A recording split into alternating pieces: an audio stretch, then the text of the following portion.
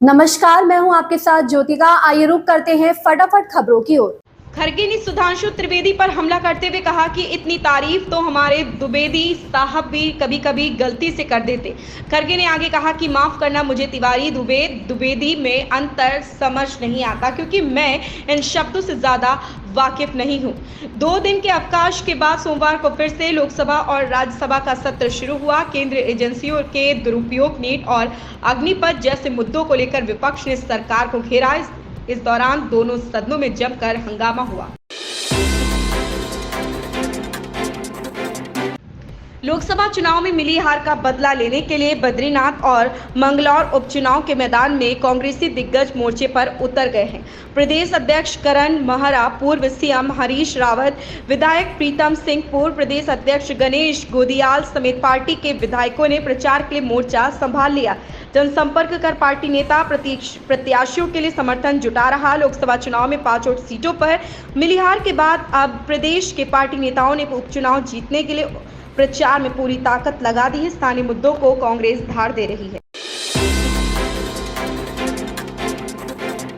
दिल्ली के कमला मार्केट थाने में भारतीय न्याय संहिता 2023 के तहत पहला मामला दर्ज हो गया है। 25 दिसंबर 2023 को राष्ट्रपति की मंजूरी के बाद विधेयक कानून बन गए थे, लेकिन इनके प्रभावी होने की तारीख 1 जुलाई 2024 रखी गई। दर्ज मामले के मुताबिक उप निरीक्षक कार्तिक मीणा ने यह शिकायत दर्ज कराई। बताया जा रहा है कि उप निरीक्षक इलाके में गश्त कर रहे थे, तब वह नई दिल्ली रेलवे स्टेशन के फुट ब्रिज के पास डिलक्स शौचालय के नजदीक पहुंचे। यहां पर एक शख्स अपनी रेहड़ी लगाकर आम रास्ते पर पानी, बीड़ी और सिगरेट बेच रहा था। प्रधानमंत्री नरेंद्र मोदी ने असम के सीएम हेमंत बिस्वा शर्मा को फोन कर राज्य में बाढ़ की स्थिति के बारे में जानकारी ली। सीएम ने ट्वीट किया, मैंने उन्हें समझाया कि अरुणाचल प्रदेश में और हमारे ऊपरी असम जिलों के कुछ हिस्सों में भारी बारिश के कारण असम इस साल बाढ़ की दूसरी लहर का सामना कर रहा। मैंने उन्हें राज्य सरकार द्वारा किए गए राहत उपायों के बारे में भी जानकारी दी। उन्होंने मुझे संकट की इस घड़ी में भारत सरकार की ओर से पूर्ण सहयोग का आश्वासन दिया है। डीएमके के तमिल मुखपत्र मुरासोली ने कहा कि नीट कोचिंग सेंटर की लाखों करोड़ की कमाई का उद्योग बन गया है। नीट यूजी में अनियमितताओं के संबंध में कई लोगों की गिरफ्तारी हुई। वहीं सीबीआई ने भी इस मामले में कई लोगों की तलाशी ली। डीएमके के तमिल मुखपत्र मुरासोली ने इस ओर इशारा करते हुए कहा कि भाजपा की सहयोगी जदयू ने खुद ही अनियमितताओं पर एक प्रस्ताव पारित किया है। गर्मियों की छुट्टियां खत्म होने के बाद आज से 16,236 सरकारी स्कूल खुल रहे हैं। इसमें 11,375 प्राथमिक, 2,548 उच्च प्राथमिक और 2,313 माध्यमिक विद्यालय शामिल हैं। शिक्षा महानिदेशक बंशीधर तिवारी ने कहा कि स्कूल खुलने पर शिक्षकों और छात्रों को शुभकामनाएं। विद्यालय शिक्षा के लिए यह उत्साहित करने वाला अवसर होता है। दक्षिण पश्चिम मानसून लगभग पूरे देश में पहुंच गया है। देश के अधिकांश क्षेत्रों में मूसलाधार बारिश हो रही, जिससे जनजीवन अस्त व्यस्त हो गया।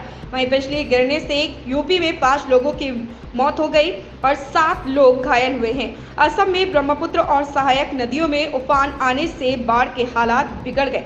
2 लोगों की जान भी चली गई। मौसम विभाग ने राष्ट्रीय राजधानी दिल्ली समेत 19 राज्यों में 3-4 दिन भारी बारिश को लेकर ऑरेंज अलर्ट जारी किया। अरुणाचल प्रदेश के लिए रेड अलर्ट जारी किया गया। 1 जुलाई यानी आज से देश में कानूनी प्रणाली में बड़ा बदलाव लागू हो गया है। आज से 3 मुख्य आपराधिक कानून, भारतीय दंड संहिता 1860, भारतीय साक्ष्य अधिनियम 1872 और दंड प्रक्रिया संहिता 1973 लागू नहीं रहेंगे। इनकी जगह पर भारतीय न्याय संहिता 2023, भारतीय साक्ष्य अधिनियम 2023 और भारतीय नागरिक सुरक्षा संहिता 2023 लागू हो गए हैं। वेस्टइंडीज और अमेरिका की मेजबानी में खेला गया T20 विश्व कप 2024 भारत की जीत के साथ समाप्त हुआ।